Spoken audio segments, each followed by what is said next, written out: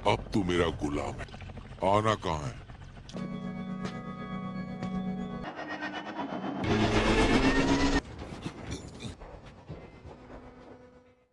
तो मूवी शुरू होती है और हमें केविन नाम के एक लड़के को दिखाया जाता है जो कि काफी जख्मी होता है और पुलिस से बचकर भाग रहा होता है। बहुत कोशिश के बाद पुलिस उसे पकड़ने में कामयाब हो जाती है, मगर स्ट्रेंज बात ये थी कि वो केविन को पकड़कर उसे अरेस्ट नहीं करते बल्कि छोड़ देते हैं, यानी जाने देते हैं, जिससे कि केविन काफी हैरान हो जाता है कि उन्होंने ऐसा क्यों किया।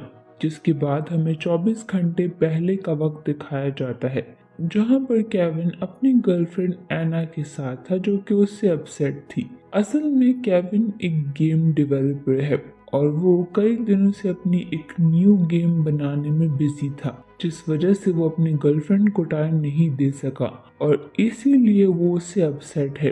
केविन बहुत कोशिश करता है उसे मनाने की, मगर यहाँ पर एना उसे ब्रेकअप करके चली जाती है, जिससे कि केविन को बहुत ही दुख होता है।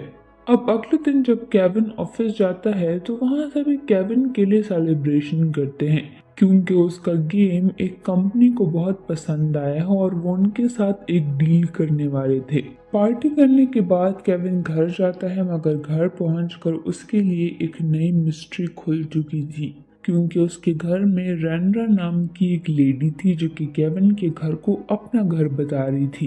केविन समझता है कि शायद ये उसके साथ कोई प्रैंक हो रहा है, मगर तब रैंड्रा पुलिस को कॉल करके बुला लेती है और सरप्राइजिंगली जब केविन घर के अंदर आता है तो वो देखता है कि उसके घर का तो पूरा नक्शा ही अचानक से बदल चुका है, जिसे देखकर केविन बिल्कुल हैरान रह जाता है। रैंड्रा यहाँ पर पुलिस वालों को घर के पेपर्स भी दिखाती है, जो देखने के बाद पुलिस वाले केविन को ही अपने घर से निकाल देते हैं।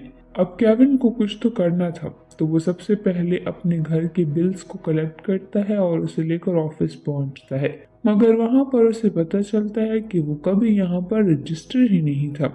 उसे समझ नहीं आ रही थी कि आखिर उसके साथ हो क्या रहा है। इवन जब वो ऑफिस जाता है तो वहां भी कोई उसे पहचान नहीं रहा था। फिर वो अपने डैड के पास जाता है इस उम्मीद में कि कम से कम वो तो उसे पहचानेंगे, मगर वो भी ऐसे रिएक्ट करते हैं जैसे कि वो उससे पहली बार मिल रहे हों।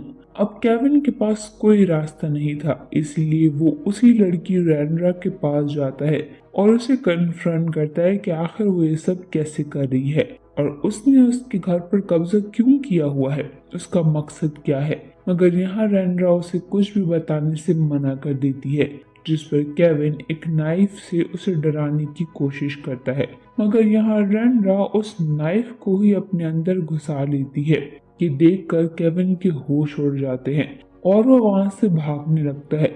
मगर तब तक पुलिस वहां आ चुकी थी और फिर हमें वही वाला सीन दिखाया जाता है जिसे कि हमने मूवी के स्टार्ट में देखा था, जहां पुलिस केविन को अरेस्ट करके छोड़ देती है। केविन के फोन पर उसे जो एड्रेस रिसीव हुआ था वो उस एड्रेस पर जाता है जो कि एक लाइट हाउस का एड्रेस था, मगर वहां पहुंचकर वो देखता है कि उधर कोई भी नहीं है और अब उसके पास रहने के लिए कोई जगह भी नहीं थी, तो इसीलिए वो वहीं पर लेटकर सो जाता है। मगर जब वो जागता है तो वो देखता है कि वो लाइट हाउस का इंटीरियर बिल्कुल बदल चुका है। तभी दरवाजे पर नॉक होता है और केविन के लिए कोई पार्सल आया था। पार्सल रिसीव करते हुए रैंड्रा भी वहां पर आ जाती है, जो कि केविन को बताती है कि अब से यही तुम्हारा नया घर है। और यहाँ पर रैंड्रा एक शॉकिंग बात बताती है कि ये असल में एक दूसरी दुनिया है और ऐसी ही बहुत सारी दुनिया है, मगर अभी तक सिर्फ एक ही दरवाजा खुला है और इसका दरवाजा भी केविन के बनाए हुए गेम की वजह से खुला है, जिसके बाद ही हमने रियल दुनिया से तुम्हारी सारी इंफॉर्मेशन मिटा दी। अब इस दुनिया में भी ऐसे लोग हैं जिनको रियल वर्ल्ड के बारे में इंफॉर्मेशन है और वो अलग अलग दुनिया में ट्रैवल करना पसंद करते हैं, और अब से तुम्हारा काम ये होगा कि तुम उन लोगों को ट्रैवल करने में मदद करोगे। फिर रैंड्रा उसे वहां पर एक जादुई अलमारी दिखाती है जिससे कि वो कोई भी विश पूरी करवा सकता है। केविन उसे पूछता है कि तुम्हें ये सब कैसे पता है। तब रैंड्रा उसे बताती है कि वो कोई आम इंसान नहीं है बल्कि एक सुपर ह्यूमन है और वो एक सीक्रेट ऑर्गेनाइजेशन के लिए काम करती है, फिर रंड्रा उसे एक गाइड देती है पढ़ने के लिए और कहती है कि वो इसे पढ़ ले क्योंकि अब से वो यहाँ का कस्टम ऑफिसर है और इस गाइड में उसे सारे रूल्स मिल जाएंगे। मगर केविन ये सब नहीं करना चाहता था और वो वहाँ से जाने लगता है। मगर तब रंड्रा उसे याद दिलाती है कि तुम रियल वर्ल्ड में एक क्रिमिनल हो, इसीलिए तुम्हारा वापस जाना सेफ नहीं है। जब रंड्रा बाहर जाती है तो वो किसी से फोन पर बात करते हुए कहती है कि हमने सही इंसान को चुना है। वहीं दूसरी तरफ केविन जब लाइट हाउस को एक्सप्लोर कर रहा होता है तो तब वो एक ग्लास से पानी को बहते हुए देखता है, मगर इस पानी में कुछ तो स्ट्रेंज था। असल में ये एक ऐसी मशीन थी जो कि इस दुनिया के रजिस्टर्ड लोगों को ही दूसरी दुनिया में ट्रैवल करवाती है, लेकिन अगर किसी नॉन रजिस्टर्ड ने इससे ट्रैवल करने की कोशिश की तो ये पानी उसे अपने अंदर लॉक कर देता है। अब केविन अपने फ्रेंड को लाइट हाउस बुलाता है और फॉर्चुनेटली उसे केविन के बारे में सब कुछ याद था, मगर उसे भी कुछ समझ नहीं आ रहा था कि केविन के साथ ये सब कुछ क्यों हो रहा है। तभी वहाँ पर एना आती है जो कि किसी और आदमी एंटन के साथ थी और एना भी यहाँ पर केविन को भूल चुकी थी। असल में एंटन भी इस सीक्रेट सोसाइटी का मेंबर है। उसका अब एना के साथ रिलेशनशिप है तो इसीलिए वो एना को दूसरी दुनिया एक्सप्लोर करवा रहा है और अब वो उस दुनिया में जाना चाहता है जो कि एंटन ने खोला है। अब जहाँ पर ये लोग होटल में स्टे करते हैं वहाँ पर केविन उन्हें फॉलो करता है, मगर तभी वहाँ पर एक रोबोट उस पर अटैक कर देता है। मगर क्योंकि ये दुनिया केविन ने ओपन की थी इसलिए यहाँ उसमें भी रंड्रा की तरह सुपर पावर्स आ जाती हैं जिससे कि वो उस रोबोट को डिस्ट्रॉय कर देता है। फिर उन्हें उस होटल में एक लड़की रोजा मिलती है जो कि बहुत ही जख्मी हालत में थी और वो केविन से पानी मांगती है और पानी पीते ही उसके सारे जख्म खुद ब खुद भरने लगते हैं। रोजा बताती है कि इस दुनिया का पानी किसी भी घाव को ठीक कर सकता है, इसमें क्योर करने की पावर्स हैं।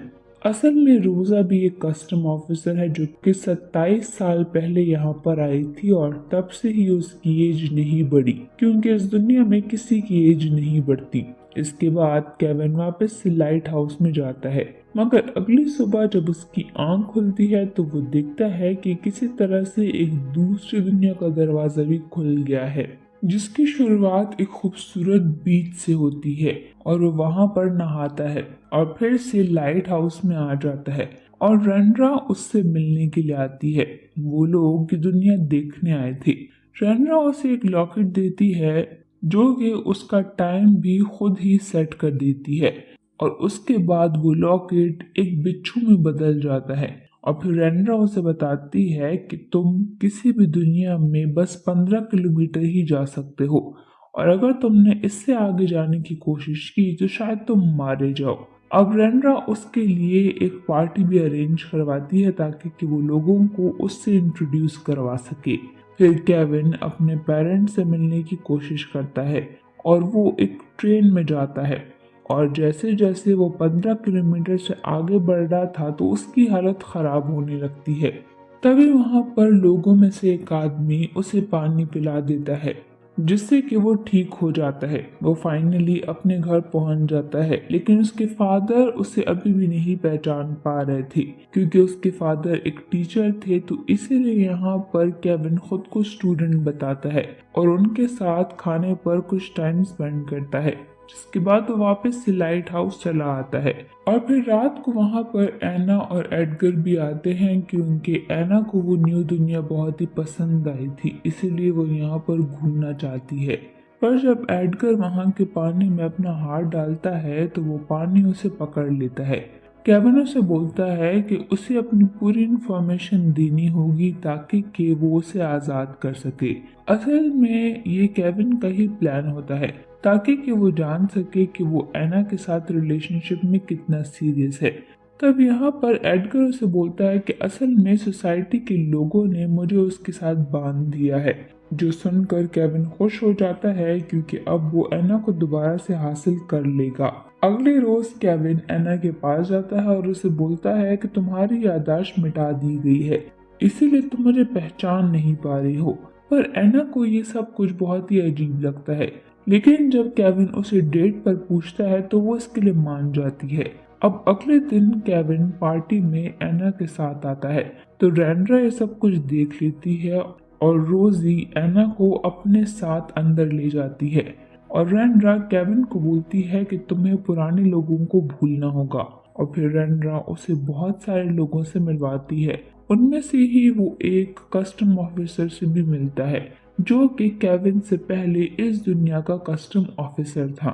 वो केविन को बोलता है कि मैंने बहुत सारी दुनिया के दरवाजे खोल दिए थे और इसीलिए सीक्रेट सोसाइटी के लोगों ने मुझे निकाल दिया। वो उसे बोलता है कि इन सारी दुनिया में से एक ऐसी दुनिया भी है जिसे के नोबल कहा जाता है और वो हेवन है और वहां तक आम लोग नहीं पहुंच सकते और सिर्फ क्रिएटर ही उस दुनिया को चलाते हैं जिन्होंने सारी दुनिया को बनाया है। अब यहाँ पर केविन पार्टी में सबके साथ बिजी हो गया था तो वो एना को सही से टाइम नहीं दे पाया, जिस वजह से एना उससे रूठ कर अपनी दुनिया में वापस चली आती है। पर अपने घर जाने से पहले उसे सोसाइटी का एक आदमी मिलता है जो कि उसे घर ड्रॉप करने को बोलता है और फिर एना मान जाती है। यहाँ पर असल में ये रैंड्रा की चाल थी ताकि वो उसे किसी और दुनिया में पहुंचा दे। अब केविन को फील होता है कि एना वहाँ पर नहीं है, इसीलिए वो लाइट हाउस वापस आ जाता है। फिर उसके बाद केविन को एक टास्क दिया जाता है जिसमें कि उसे उस प्लैनेट की इंफॉर्मेशन लेनी थी जिसे कि हेवन कहा जाता है। यहाँ पर रैंड्रा उसे कहती है कि उसे ये पता लगाना है कि वो लोग इतने आराम से कैसे रह रहे हैं, क्योंकि वहाँ पर ना कोई वॉर है, ना कोई लड़ाई है और ना ही कोई एक दूसरे पर अटैक करता है। इसीलिए वो लोग केविन को ये टास्क देते हैं।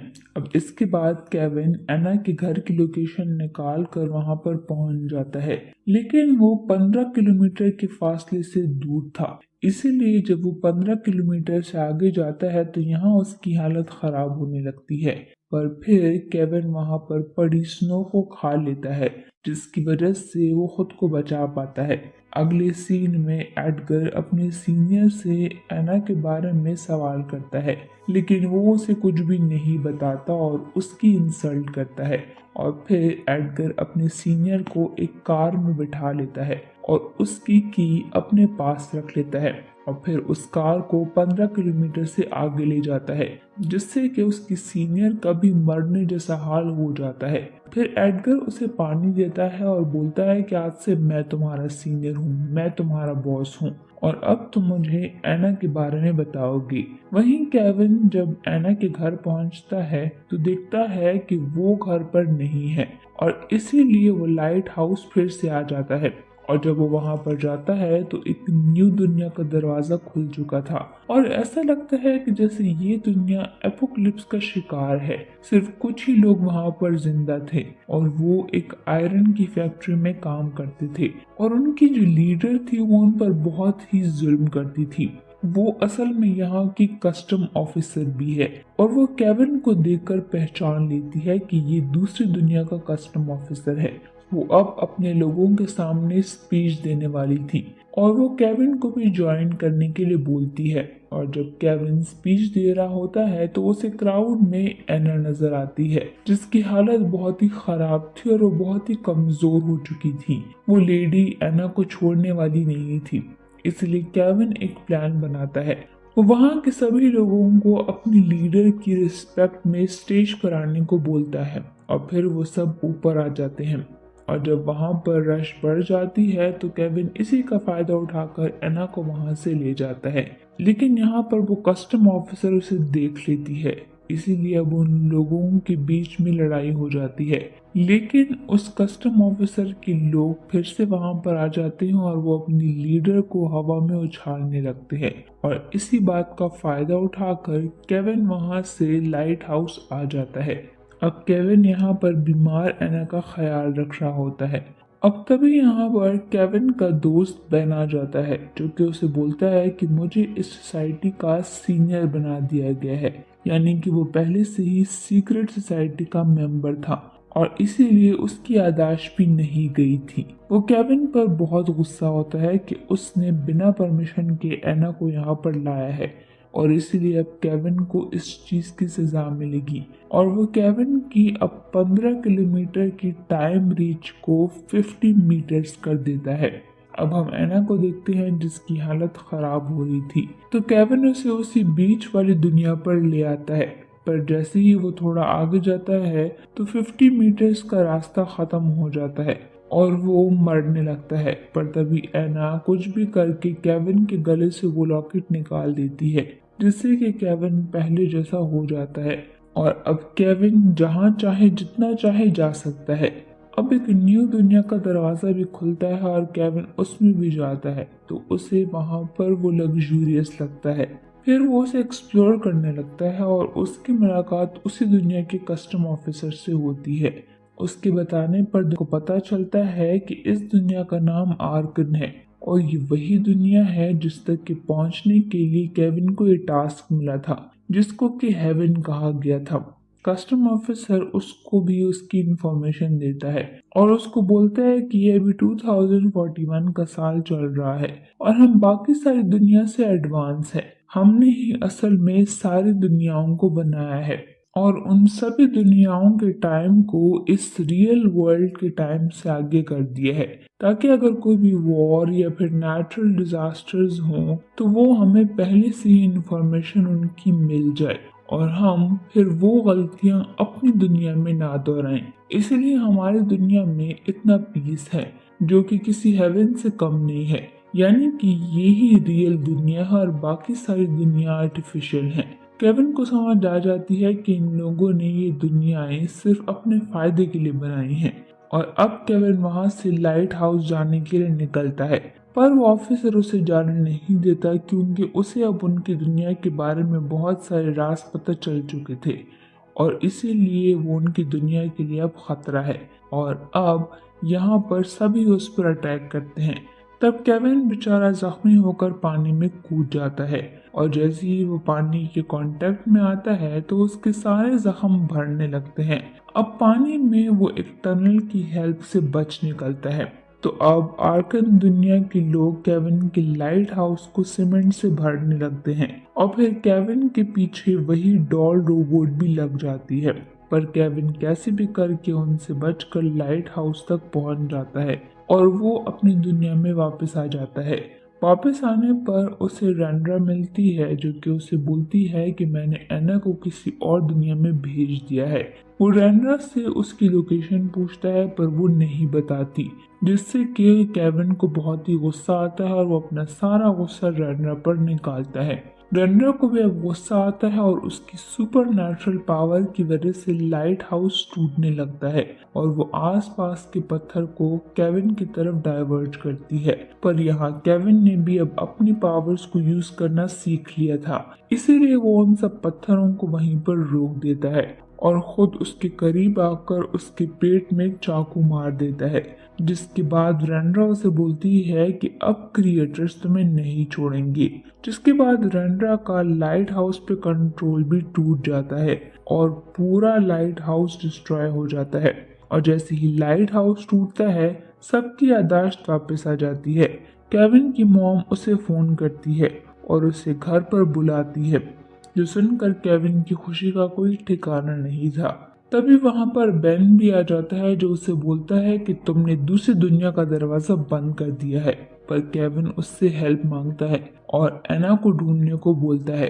पर यहाँ पर बेन उसे बोलता है कि अब हमें कोई और ही जगह ढूंढनी होगी ताकि कि हम दूसरी दुनिया में जा सके, क्योंकि लाइट हाउस तो टूट चुका है। इसीलिए अब हमें कोई और लोकेशन ढूंढनी होगी। जिसके बाद वो दोनों कार में बैठकर उस लोकेशन को ढूंढते हैं और लाइट हाउस को भी दिखाया जाता है जो कि टूटने की वजह से अब उसमें आग लग चुकी थी और इसीलिए फायर ब्रिगेड वाले पानी से उसे बुझा रहे थे और उसी पानी की वजह से वहां पर रैंड्रा दोबारा से रिवाइव होने लगती है और इसी के साथ ही मूवी यहीं पर एंड हो जाती है।